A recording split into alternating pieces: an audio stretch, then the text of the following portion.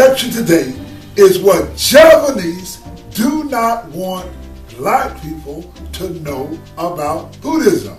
Today we're going to talk about Buddhism's dirty little secrets, and the Japanese don't want you to know these things because Japanese and many white people do not want black people to understand the true history and culture in Buddhism.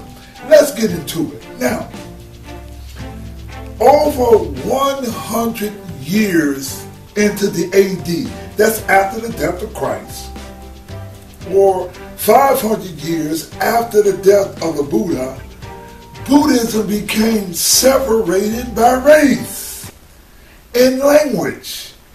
Now, there was a king in, say, Afghanistan. He was the king of the Kushan dynasty. Now, his name was King Kanishka. Now, he supported the racist Buddhism, or he was the king.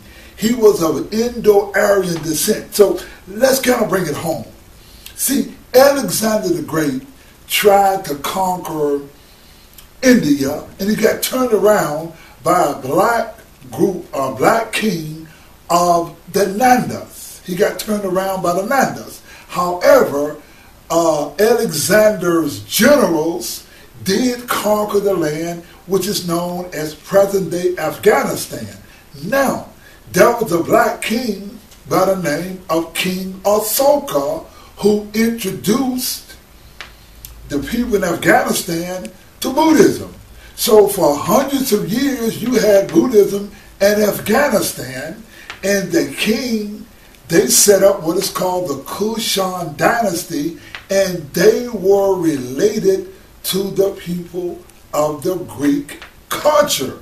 Now, during the Kushan dynasty, the king rather, supported a group of Buddhists who came in with a new type of Buddhism, and this Buddhism was separated by race, and it was also separated by language, because what the Kushan king Kanishka did was he brought these Buddhists in, and they introduced a new kind of Buddhism that we've never heard of, because see, they had THERAVADA Buddhism, or the Buddhism of the elders, and then they came up with this new Buddhism, and there were Aryans, there was white, they came up with a new language, and they called this new Buddhism Mahayana. Mahayana Buddhism is Buddhism's dirty little secret, because Mahayana Buddhism is the time when Buddhism was first separated by race. See, King Kanishka, this king of the Kushan dynasty, brought these Buddhists in, and these Buddhists came in with this new Mahayana Buddhism, and the language was Sanskrit. Now, in about 320 AD, they had this king, they had a Gupta king. His name was Vikramaditya. Now, Vikramaditya, he was the king who made Sanskrit the official language. Now, what made King Vikramaditya so important was this Hindu king totally extricated the black language of Sanskrit out of India. Now, because years earlier they had put a bounty on the head of Buddhists, they'd kill all the Buddhists, and they made Sanskrit the official language, and Hinduism the official religion. And what they did was they incorporated the Buddha into the Hindu pantheon, and they made the Buddha move from black to white. Now, it was King, let's understand, King Kanishka. Now, the King Kanishka, who lived about I think it was like 127 AD. He was the one who supported these new white Buddhists who brought in the Sanskrit language. They brought in the language, and they brought in a new Buddhism called Mahayana. So when you hear about Mahayana Buddhism simply means white Buddhism, or Buddhism that is associated with Sanskrit and not the language that Buddhism was first written in. See, Buddhism was first written down during the Fourth Buddhist Council in Sri Lanka, or what was previously known as Ceylon. They had the Fourth Buddhist Council. Now, this Indo-Aryan Buddhist, who was King Nashika decided to call his own Buddhist council, and he had a Buddhist council about 150 years later than the Fourth Buddhist Council. So there were two Buddhist councils. So what the Japanese don't want you to know is that they don't want you to know when Buddha moved from black to white. See, what King Nashika did, and when you listen to some of the whites talk about, they said, well, I read this particular document, and it talks about the 32 features of the Buddha. Yes, because what King Nashika did during his time of bringing these white Buddhas in, they turned around and they changed the Buddha from black to white, and they wrote this thing called the 32 features of the Buddha, and they gave the Buddha some blue eyes. Now, how do we know that there were black Buddhists? Because when you look at the jhana paintings in India, or when you look at the ancient pictures of the Buddha, even when you go to Japan, King Shomu, Emperor Shomu had built a black Buddha. One of the ways that we know that the Buddha was black is that all the ancient icons show the Buddha is a man of African descent, because you will always tell the Buddha by his hair. See, they wrote this thing in 150 AD, but hundreds of years prior to 150 AD, there were always images of the Buddha that's far older, because people had carved pictures and statues of the Buddha, and whenever you see the picture of the Buddha, there's one thing they can't lie about. They can't lie about the hair.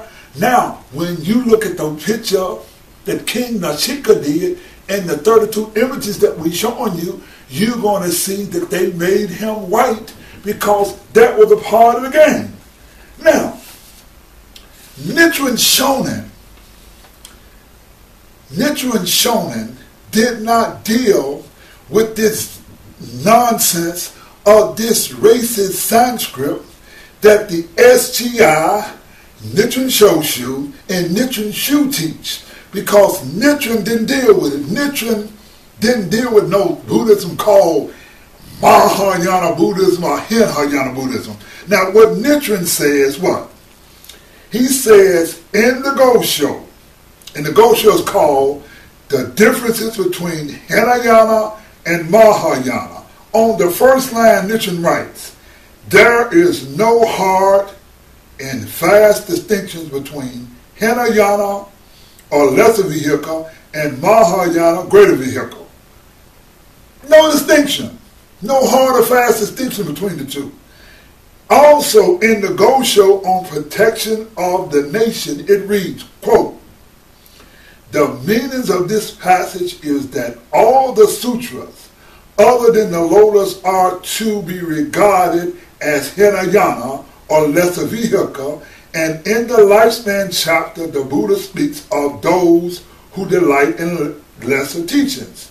These passages are all saying that the sutras, other than the lotus, those preached in the more than 40 years, are all regarded as Hinayana.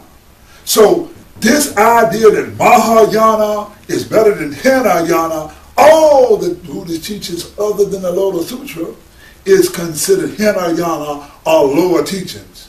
Now, what you know as Mahayana is actually white Buddhism, because over 1900 years ago, they came up with a Buddhism called Mahayana that is based on race and linguistics. This is when the Aryans got into power and they killed all of the Buddhists and they separated Buddhism via language. The language they used was Sanskrit. The Brahmins incorporated the Buddha into the Hindu pantheon. They made the Buddha white, and black people were not allowed to speak Sanskrit. 1900 years ago, they set up the caste system in India, and they made black people lower than slaves in America, called Chandelas. Nichiren even called himself from the family of Chandelas in the Ghost Show Letter from Sodom and Banishment to Sodom. He talks about this. Now, Japanese Buddhist sects like the SGI, Nichiren Shoshu, and Nichiren Shu promote Mahayana of Sanskrit, and they promote lies about the Buddhist history. Sanskrit writings like the THERAVADA tell a lie about an Aryan invasion and a Vedic culture that happened in India before the time of the Buddha. Science has proven that such things never happened, and these people are perpetuating a lie. Science tells us that there is no archaeological, literary, or any evidence of Sanskrit until AD. Most Japanese and white Buddhists do not want black people to know the truth about Mahayana Buddhism. Their argument is, what difference does it make as to what color the Buddha was? Whites and Japanese failed to explain to black people that Sanskrit did not emerge until AD.